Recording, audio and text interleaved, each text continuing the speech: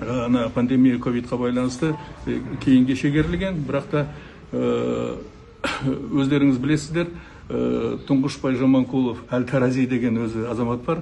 Сол бұлай көпе көрінеу жалған ақпарат таратып, менің қорғауымдағы Мұхамедиұлы Арыстанбектен кек алу мақсатында сондай жалған деректерді алға тартып, прокуратураға арызданып, соның негізінде заңсыз қылмыстық іс қозғалып, тергеп тексерілген.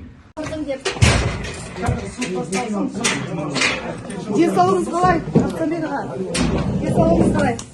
Денсаулық, күнде занимаемся йогой. Сізге қысым көрсеткен жоқ па, сіз ода? Жоқ, бұнда бір рахмет, бәрі заңды түрде, бәрі ойдағыдай. Жақсы, сәттілік. Рахмет сізге.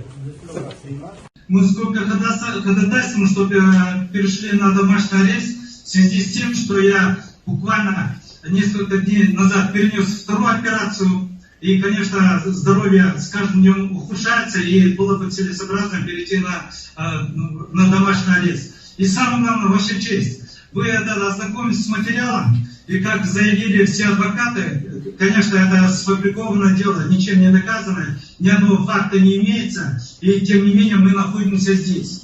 И поэтому, исходя из гуманности, из построения справедливого Казахстана, которое анонсировал наш уважаемый президент Касым-Жомарт Кемелевич Токаев, конечно, мы требуем, чтобы прекратили беззаконие и данное разбирательство отменили. Спасибо большое.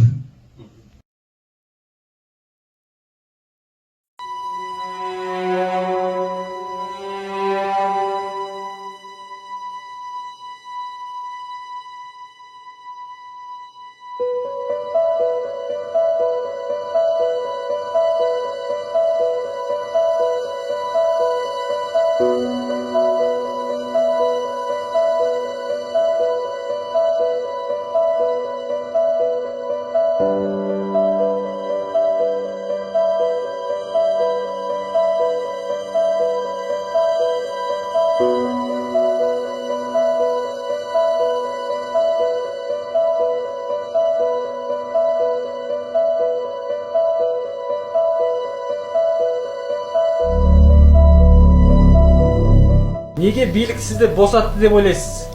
Себебі ол ойлады, mesela anda türmede өліп қалады деп.